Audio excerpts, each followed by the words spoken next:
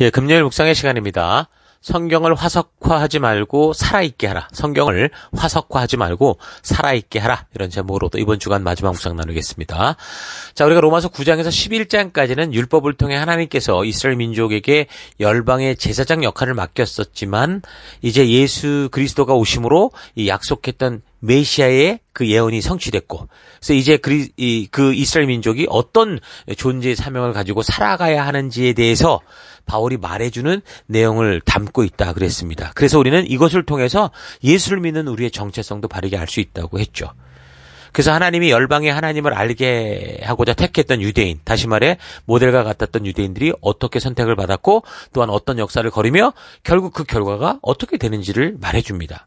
그래서 유대인들의 이 현재 정체성이 무엇인지를 알게 하고, 그래서 이제 우리가 이방인인 그러니까 우리 하나님 안에서 모든 백성들의 정체성, 예수를 믿는 자들의 정체성이 무엇인지를 분명히 알게 해서, 그래서 우리 모두가 온 인류의 하나님의 음성을 듣는 그 모든 백성들이 하나님의 전적인 은혜로 구원을 받고 부름받은 백성으로 나아갈 때 성도로서 어떤 삶을 살아가야 되는가, 성도의 정체성을 알게 하는 그런 내용이 이제 9장부터의 내용이라고 했습니다. 그래서 9장은 이스라엘 민족의 과거를 통해서, 그 역사를 통해서 하나님의 주권적인 선택에 의해 저들이 하나님과 어떤 약속이 있었는지, 어떤 상태가 되고 있었는지를 얘기했고, 10장에서는 그런데 그 이스라엘이 선지자들도 거부하고 그리스도도 거부하고 이제는 자신들의 행위의 완벽함으로 하나님께 스스로 나아가겠다고 인과율에 얽힌 종교 생활을 하고 있는 그 현장을 보여줬죠. 그리고 이제는 하나님께서 메시아의 예언을 성취하여 주심으로 하나님과 사람 사이의 중보자가 인간이 아니라 제사장적인 어떤 특별한 나라가 아니라 용서를 상징하는 어떤 동물의 피로 해결되는 게 아니라 예수 그리스도 한 분만 중보자가 되셔서 오직 그의 이름을 부르는 자들 누구든 구원을 받을 수 있는 길을 여신 것이다. 그래서 이제 이스라엘에게 처음 맡은 자로서의 정체성이 바뀌어졌다라는 이 사실을 10장을 통해 말하는 겁니다. 그렇다면 처음 모델로 부름을 받았던 이스라엘의 존재는 어떻게 되는가? 11장에서 바울은 하나님께서는 당신을 거절하고 대적하는 이스라엘이지만 그래도 포기하지 않으실 거다 말씀합니다. 그들은 모델로 선택을 받아서 수천 년의 역사 속에서 마치 하나님의 이 역사 타이밍을 보여주는 역할을 해왔죠. 그래서 저들은 순종하든 순종하지 않든 여전히 이 세상에 마지막이 오는 순간까지 하나님의 시간표를 보여주는 그 역할은 계속될 것이다. 그렇게 얘기를 합니다. 또한 이런 이스라엘을 향한 하나님의 분명한 의지와 그 뜻을 보면서 하나님께서 택함 받은 백성 한 사람 한 사람, 그게 유대인이든 헬라인이든 로마인이든 야만인이든, 그러니까 하나님을 믿는 자들을, 주의 이름을 부르는 자들을 절대로 포기하지 않으신다라는 것을 알게 해주기도 하는 겁니다. 근데 항상 잊지 말아야 되는 것은 하나님의 의지가 그렇게 확고하고 변함이 없어도 인간 스스로 끝까지 하나님의 뜻을 거절하고 대적하는 그런 경우는 심판받을 자리를 피할 방법이 없다라는 거죠. 그래서 하나님께서 사람들의 지극정성이나 감정적인 것들로 인해서 눈물로 기도하고 콧물로 기도하고 이런다고 해서 당신이 지으신 법도와 규례를 잠깐 바꾸시고 상황에 맞게 뒤집어 엎으시고 그렇게 적용하고 그런 게 아니라 반드시 당신이 이미 말씀하신 그대로 그 약속을 지켜가시는 분이다라는 이 사실을 분명하게 얘기를 하고 있습니다. 로마서에는 택함을 받은 자, 은혜로 택함을 받은 자 이런 얘기들이 나오는데요. 그 낱말보다 그 의미를 통해 좀 잘 보면요. 은혜로 택함을 받고 남은 자라는 의미는 끝까지 하나님을 믿고 또 목숨이 걸린 위협 속에서도 하나님과의 언약을 따라 그 말씀을 따라 살아가는 사람들이다라는 걸 알 수 있습니다. 그래서 먼저 부름을 받은 유대인들이라고 해도 그 하나님과 맺은 언약과 약속, 법도와 규례와 명령과 계명을 우습게 여기고 각기 자기 생각대로 가버리면 하나님은 그런 저들과 함께할 수 없다라는 것을 분명하게 말해주고 있죠. 그래서 11장에서 바울은 유대인들에게 처한 이런 현실, 너희들이 처한 현실들을 말하면서 이 이방인들에게도 이런 사실을 잘 봐라 도전을 합니다. 그래서 하나님께서 친히 택한 사람들, 그러니까 먼저 부름을 받은 사람들이라고 해도 이들이 불순종할 때 심판의 이 길을 벗어날 수 없는 것을 보면서 이방인이었던 너희들도 말하자면 돌 감람나무에서 참 감람나무로 접붙여졌다라는 이 사실을 잊지 말고 겸손히 순종의 길을 살아가라. 그렇게 얘기를 하죠. 자기의 자기의 만족을 위한 신앙이 아니라 인과율로 하나님과 비등해지려는 그런 신앙이 아니라 오직 말씀대로 살아가는 그 진정한 믿음의 길을 걸어가야 된다. 도전을 합니다. 하나님은 사랑이 충만한 하나님이시지만 정에 끌려서 죄악된 삶을 그냥 덮어주는 분이 아니십니다. 이거 굉장히 심각한 겁니다. 하나님은 죄를 덮어주는 분이 아니라 죄를 해결해주는 분이시죠. 그래서 그 죄를 해결하기 위해 당신의 생명까지 대가로 지불하시는 분이셨습니다. 그러니까 여러분, 죄를 절대 우습게 봐서는 안 돼요. 그런데 오늘날 이 교회에서 목사들이 나서서 동성애를 인정하고 그 죄를 끌어안고 그게 사랑이라고 말하는 이런 짓들은 너무너무 심각한 겁니다. 술과 담배를 비롯한 세상의 그 유행을 따라 살아가면서도 내 마음만 떳떳하면 된다고 하는 그런 거짓 리더들, 거짓 교사들을 여러분 말씀의 눈으로 잘 분별해야 됩니다. 괜히 목사가, 교사가, 리더가 그런다고 그들을 쫓아가다가 다 같이 지옥으로 갑니다. 여러분, 죄는 하나님과 우리 사이를 갈라놓았던, 영원히 만날 수 없게 했던 그 원인이었습니다. 유일한 이유였습니다. 근데 그거를 또 흉내내고 그거를 용납하는 게 사랑이라고 말하는 거, 이게 옳은 겁니까? 절대 그렇지 않습니다. 잊지 마십시오. 자, 11장을 읽다 보면 또 이제 뉘앙스가 이방인들은 뭐 유대인들이 방황하는 중에 무슨 잠깐 구원의 기회를 얻은 그런 존재처럼 이렇게 느껴질 수 있는데, 아까 말했듯이 유대인이 다 유대인이 아니라 하나님의 말씀대로 행하는 사람들이어야 되는 것처럼, 그런 뭐 이렇게 뭐 유대인만 특혜하는 것 같은 느낌은 그런 유대인이 아니라 주의 이름을 부르는 자들, 끝까지 믿음 가운데 나아가는 자들, 그 남은 자들이다라는 이 사실을 잊지 마십시오. 다만 유대인은 어떻다고요? 모델로 부름을 받았기 때문에 하나님이 그들을 향해 계획하시고 행하시는 것, 그들을 자꾸 말하는 거는 바로 우리를 향한 말씀이다. 믿음으로 사는 모든 이들을 향한 말씀이다. 라는 이 사실을 여러분이 잘 기억하면 됩니다. 그러니까 결국에는 하나님 안에선 유대인이냐 이방인이냐 이렇게 나눠서는 안 되죠. 뭡니까? 믿는 자들이냐 불신하는 자들이냐, 순종하는 자들이냐 자기 고집대로 가는 자들이냐, 이렇게 크게 나눠진다고 보면 됩니다. 여러분, 이런 복음은요 공공연하게 다 드러난 비밀입니다. 이미 감추임 없이 세상이 다 알아요. 이 세상이 예수가 누군지 다 압니다. 그런데 사람들은 이상하게도 이 밝게 드러난 놀라운 비밀을 믿질 않아요. 머리가 똑똑해서 세상의 과학과 철학을 이해한다고 그러면서도 이 공공연한 비밀에 대해서, 드러난 비밀에 대해서 믿지 못하고 대적하고 그렇게 이렇게 하는 것들을 봅니다. 뭐 똑똑하지 않고 그냥 어디 시골에 있는 할머니 할아버지들도 아무것도 모르면서 미신은 믿어도 예수 귀신은 안 믿는, 뭐 이런 식으로 표현하죠. 이상하게 핍박하는 일들을 봅니다. 지금 하나님께서는 모든 만민과 사람들의 양심 속에 하나님을 아는 것을 밝히 드러내셨고, 뭐 시골에 있는 할머니 할아버지든 아니면 뭐 저든 지식의 최고봉에 있는 사람들이든 다 알게 하셨는데, 자신의 팔을 벌려 돌아오기를 우리 하나님이 기다리고 계시는데, 사람들은 그런 팔 벌린 하나님께로 돌아오기를 거부하고 조롱하고 대적하고 자기 욕심을 따라 살아갑니다.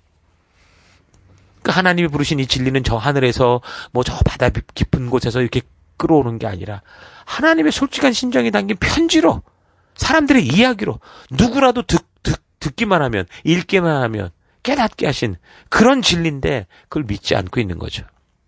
그래서 성경에서 택한 자, 남은 자, 이런 얘기들이 나오는 겁니다. 이 놀라운 하나님의 사랑의 이야기를 믿고 받아들이는 사람들이 택함을 받은 사람들인 거죠. 아무리 어리거나 무식하거나 약하거나 무지해도 이 복음을 입으로 시인하고 마음으로 믿는 이들이 있습니다. 여러분, 어떤 상태입니까? 이 공연한 비밀을 정말 여러분 입으로 시인하고 마음으로 믿고 그 말씀 그대로 살아가는 그런 사람들입니까? 이 로마서의 말씀을 통해 자신을 좀 깊이 되돌아봤으면 좋겠습니다. 자, 이제 전체적으로 정리를 하면 9장에서 11장은 이 역사를 통해서 이스라엘의 시작과 그 맡은 사명과 그것을 이스라엘이 어떻게 대해왔는지를 말해주고 있습니다. 이스라엘의 조상이라고 할 수 있는 아브라함과 이삭, 야곱이 어떻게 하나님의 선택을 받았는지, 그 하나님의 주권적인 선택을 이야기하면서 특별한 이유가 있어서가 아니라 하나님의 주권적인 섭리에 의해 택함을 받았는데, 이스라엘은 그 부르심과 사명에 대해 불순종하고 망하고 나서야 하나님의 진심을 알았다. 그렇게 말하면서도 예수 그리스도를 외면하고, 그래서 지금 이런 식의 역사가 전개되고 말았다라는 것을 설명을 하죠. 그러니까 왜 로마로 가는 이 편지를 통해 굳이 이런 얘기를 한다고 했습니까? 그러니까 유대인들이 결국 그 로마 교회 안에서도 그런 짓을 하고 있었기 때문에 그러는 거예요. 자기들은 택함 받은 백성이고 아브라함의 후손이고 특별한 존재로서 할례와 율법을 가지고 있기 때문에 자기들이 이렇게 구원을 받는다 착각하는 소리를 하고 있었다라는 거죠. 갈라디아 지역에서도 그랬고요. 그러니까 지역 여러 교회에서 유대인들이 있는 곳마다 이런 정체성의 문제로 충돌이 일어났고, 분명히 로마 교회도 분명히 이런 일이 벌어지고 있었기 때문에 바울은 로마로 보내는 이 편지를 통해서 이런 이스라엘 백성들의 현실을 분명하게 이야기하고, 이로 인해서 결국은 하나님을 믿는 백성들이 어떤 존재인지 그것을 분명히 알게 하는 그런 일들을 한 겁니다. 그러니까 지금 진행되는 역사는 아브라함이라는 한 사람의 믿음을 통해 하나님은 이 땅에서 믿음으로 사는 나라와 백성을 꿈꾸셨지만, 그것이 맡은 자들의 불순종으로 불가능해지면서 하나님이 직접 이끄시고 인도하시는 새 언약의 나라, 교회를 세우셔서 성령 하나님이 진리의 말씀으로 주도하시는 구원의 역사를 직접 이루어 가시고 있습니다. 그러나 유대인들은 아까도 말했지만 여전히 자기들의 생각대로 자기들이 만들어낸 어떤 이상한 종교의 규칙을 따라 살아가고 있죠. 근데 그 이상한 종교라는 게 하나님이신 말씀을 자기 마음대로 해석하고 있는 참 심각한 상황 속에 있는 겁니다. 하지만 그럼에도 불구하고 이들은 하나님의 역사를 일구어 가시는 그 약속이 성취되는 그런 어떤 시간표를 보여주는 그런 존재들로서 계속 이 땅에 존재하게 되겠죠. 11장 25절. 지금은 비록 이스라엘 사람들 중에 복음에 반대하는 자들이 있을지라도 이런 일은 여러분 이방인들 중에 그리스도께 나오기를 원하는 사람들이 모두 다 올 때까지만 지속될 것이라는 사실입니다. 그러니까 하나님의 약속이 있어서 그 약속을 말하는 겁니다. 유대인들이 개판을 치는 동안 너희는 구원받은 줄 알아라, 이런 얘기를 하는 게 아니라 하나님의 시간표가, 하나님의 약속이 무엇인지를 얘기하는 거죠. 그래서 26절. 그때가 오면 모든 이스라엘 사람들은 구원을 받을 것입니다. 모든 이스라엘 사람들이 누구겠습니까? 믿는 자들인 거예요. 그 하나님이 이루실 미래 역사 속에 바울이 참 안타까우면서 결국에는 이스라엘 백성들의 역할들을, 그 시간표를 보여주고 결국 믿는 자들은 하나님의 부르신 가운데 오게 될 그 하나님의 분명한 뜻을 알게 하는 거죠. 자, 그러니까 성경이 뭐라는 거예요? 성경은 화석화된 얘기가 아니라니까요. 옛날에 이렇게 하면서 하는 그런 얘기가 아니라는 겁니다. 지금도 살아 역사하고 있고 하나님이 주도하고 계신 하나님의 이야기, 하나님의 살아있는 그 약속이 어떻게 진행됐는지를 보여주는 그 말씀이 성경입니다. 하나님께서는 역사 속에서 언약하시고 약속하신 대로 이 세상의 역사를 주도하고 계십니다. 우리 눈에는 이 역사가 산으로 가는 것 같아도 결국 하나님의 말씀하시고 경고하신 대로, 미리 언약하시고 약속하신 대로 흘러가게 돼 있습니다. 그래서 그 하나님과 약속한 곳으로 나아가는 자들, 하나님하고 약속한 거기로 가야 하나님의 역사를 보고 하나님을 만나고 하나님의 놀라운 이야기를 볼 수 있는, 그래서 그 안에서 기쁨을 누릴 수 있는 거죠. 그래 믿음으로 가는 자들이 바로 그런 자들을 얘기하는 겁니다.